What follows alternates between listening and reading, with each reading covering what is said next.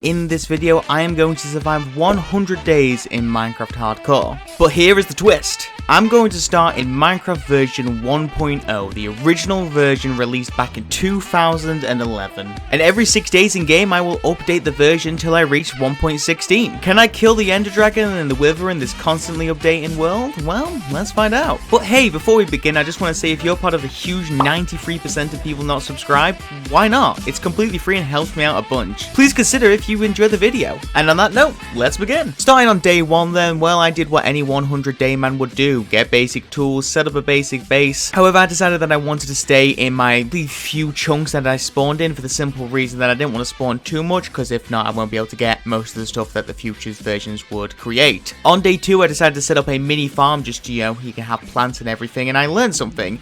Do you know that 1.0 doesn't have fences in it? It has fence gates, but doesn't have fences.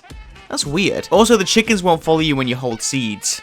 That's also weird. And then on day 3, I decided to go caving. Managed to find some diamonds before iron, because that's of course how it works. And then I stripped mine for so long.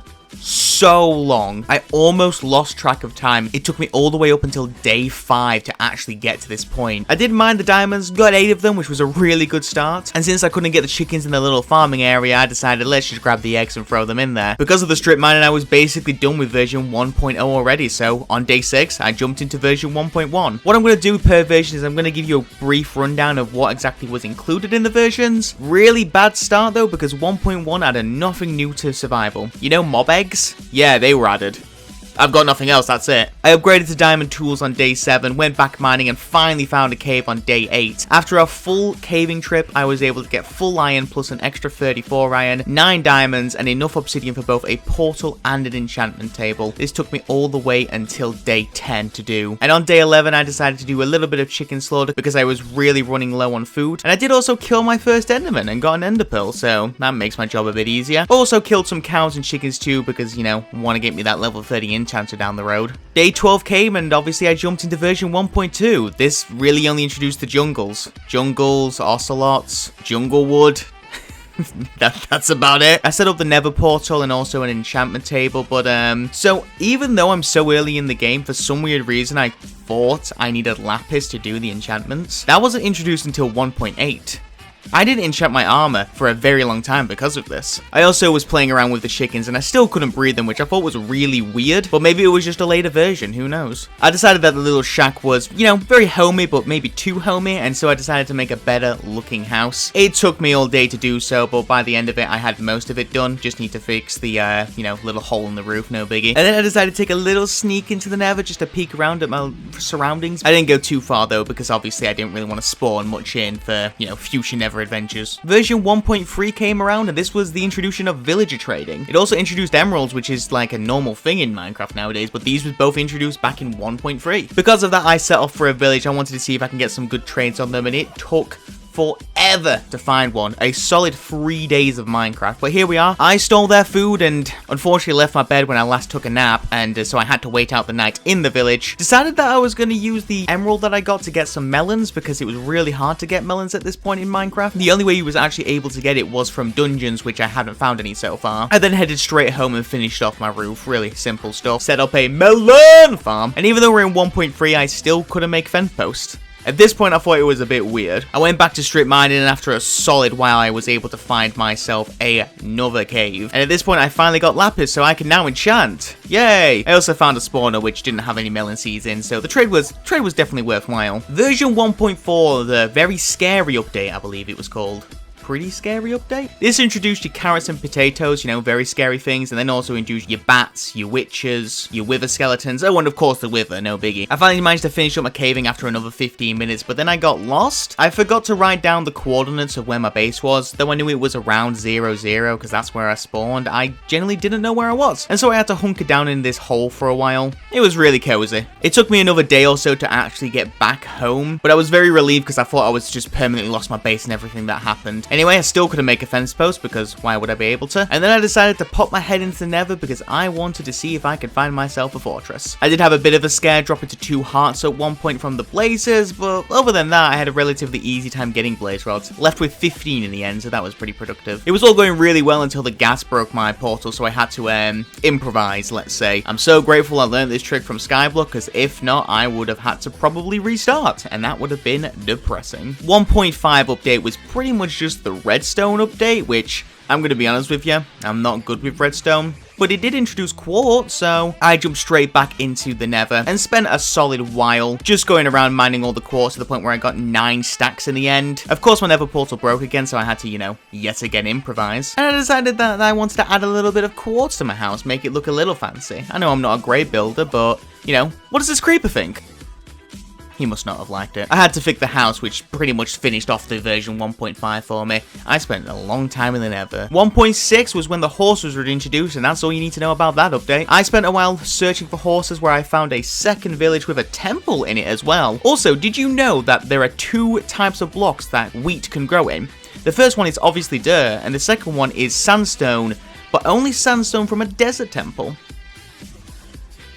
I'll let you figure that one out. I travelled back home after that because I just couldn't find anything. Decided to try and make a fence post and it wouldn't work, and then I set up a little farm before venturing out again, and after a while I was finally able to not only get some puppers, but I also got a horse. I shall call this horse Jose. I don't know why. 1.7 update was pretty much the improve the world update by adding a bunch of biomes like the dark oak forest. I'll be honest with you, I really didn't do that much in this update. I got the animals back home, and then I wanted to see some of the new biomes, so I set off again, but I just couldn't find any biomes anywhere I went. Legitimately, this dark oak forest that I'm finding here was the only biome I found in the entire time. I must have traveled out more than I expected in the earlier version, so that's probably why I don't have, you know, anything there to find, without going thousands of blocks out at least. And after giving up on that venture, I decided to go back to strip mining, my favorite thing to do in this world, and I did get some more diamonds, so can't really complain. 1.8 introduced lapis to enchanting, and the rest of it you probably wouldn't even know. I spent a while down in this mine, probably over an hour overall, and by the end of it I got 53 more gold, 80 more iron, and 37 more diamonds. With that I was able to make myself full diamond.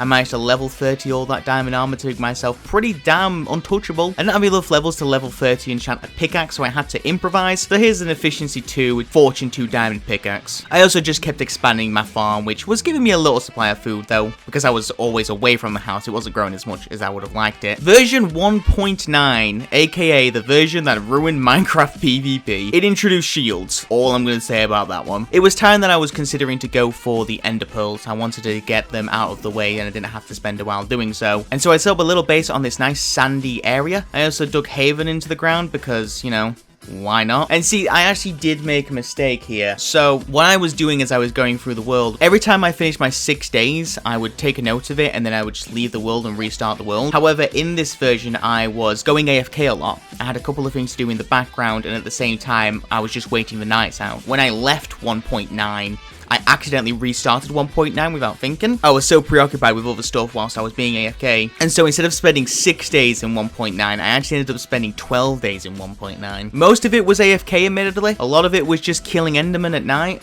So unfortunately, I kind of messed up the day counter here, which I will show you how I fixed it a little later, and I apologize if that annoys anybody, but I managed to fix it in the end. By the time I finally got all the ender pearls, which was 15 in the end, it was time for me to jump to version 1.10, which added a couple of nether stuff like magma blocks, and also added polar bears. Nothing that was really going to affect me in my run. I headed back home with my 15 ender pearls, and then I was able to combine a couple of bows together to get power 3. I may have accidentally not been recording whilst I did that, but, you know, it's not like I'm having a really bad hour of making multiple mistakes. Not like I'm trying to make a professional YouTube video, no biggie. And with those ender pearls, I made a couple of eyes of ender, picked up the obsidian, and went to go find the end portal. That took me a day or two, and by the time I was able to get there, I set up a nether portal just so I could travel between the homeland, my base, all the way to the Endlands, you know, the stronghold. However, when I took a sneak peek into the Nether, it actually spawned me back at my original portal. And I forgot to write down the coords of the stronghold. And so I had to do the whole process again of finding the stronghold, running over there, you know,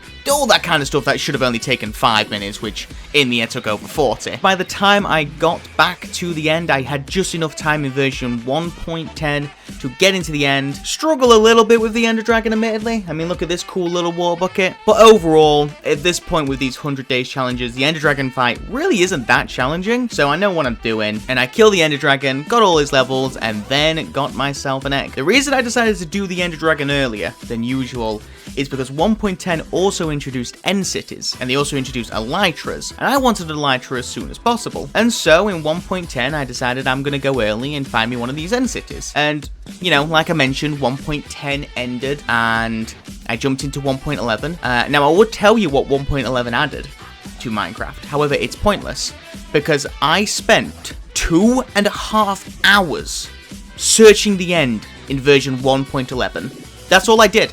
I spent so long. I traveled over 30,000 blocks. I searched for so long. I was able to not only eat one meal at the start of the day, and I'm not even talking about Minecraft, I'm talking about real life here. I was able to eat my breakfast in the morning, and by the time I found the end city, it was time for me to eat again in the middle of the day. There are so many things I could have done in that 2.5 hours. Well, let me put it like this. Here's my reaction of when I actually found the end city.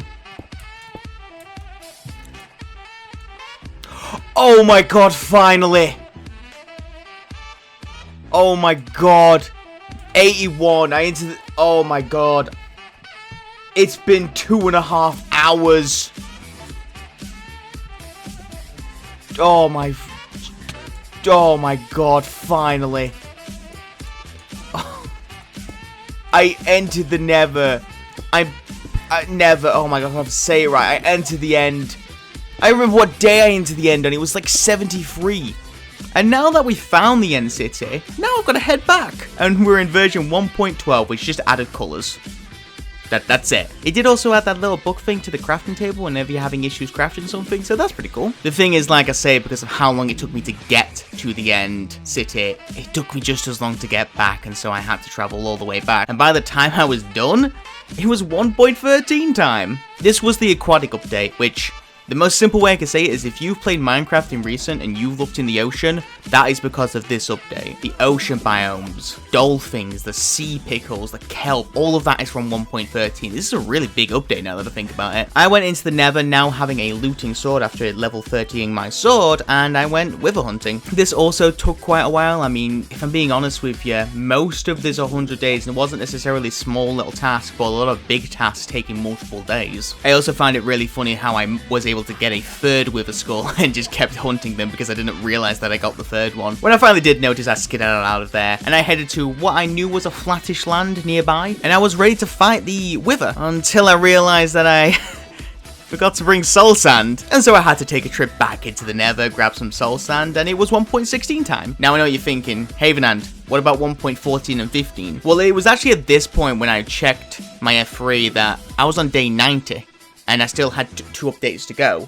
And the reason I did 6 days was because obviously the 17 updates, if you times that by 6, that's 102 days. So my plan was to get to day 96 and do the final 4 days in 1.16, so I'd be able to experience them all. However, if I kept going the way I was currently going, I wouldn't have been able to do 1.16, and I kind of ruined my plan. One of my goals at the start of this, apart from killing the Wither and the Enderdragon, was to get full Netherite armor and full Netherite tools. And so I made the decision that I'm just going to skip 1.14 and 1.15, jump straight into 1.16, and just so I have more time to get the Netherite, I mean, I'm going to need 36 pieces of Netherite to actually do all of this, so I hope you guys understand. I do apologize that 1.14 and 1.15 was skipped, but there was the only way I could have fixed this without doing an extra unnecessary amount of days. That being said, it was time for me to do the fight, and this was a hard fight. This was probably the least prepared I ever had for a wither fight. I had a power 4 bow and a sharpness 3 sword, but like the last time I fought the wither, I had full Netherite, I had potions, I had golden apples. This time I was rocking 1 golden apple and a potato. Like, I really wasn't prepared. Neither was the game apparently, because the game crashed in its second phase. I did manage to somehow survive it though,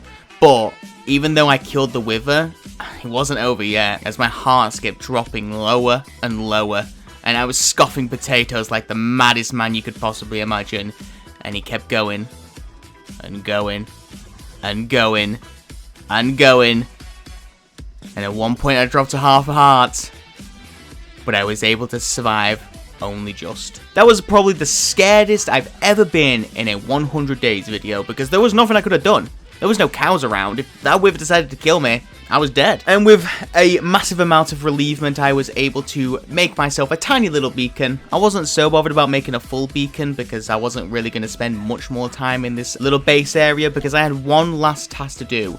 And that was get Netherite. I had about 8 days to do it, so roughly about 2 hours. And yeah, it took a while, let's say that. I broke one diamond pickaxe, went to go get some diamonds, broke a second diamond pickaxe. However, when I broke the second diamond pickaxe, this is the most brutal side of all of this. I had 34 netherite pieces and I needed 36. And so I got this and I forgot that you needed a diamond pickaxe to get netherite. And when I saw the netherite, I then at that moment realized I need a diamond pickaxe to do this. So even though I was on day 98, I had to leave the nether, find diamonds, make a diamond pickaxe, head back to where I found the netherite, mine the netherite, and head back home. And I scraped it by the skin of my teeth, but on day 99, evening of day 99, should I say, here I am, making full netherite armor and full netherite tools. And I also got to watch the sunset.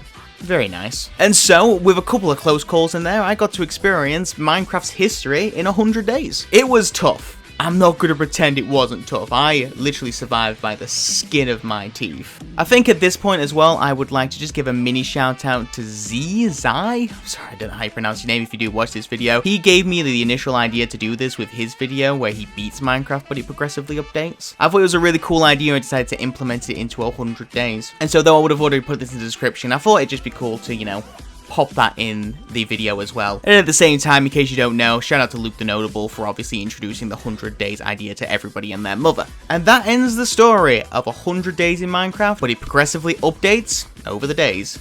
I hope you guys really enjoyed the video. If you do, like I say, I'd really appreciate if you were to consider subscribing. I'm planning on getting a lot of 100 days challenges out in the near future, and hopefully you guys keep enjoying it. Have a good day. Bye-bye.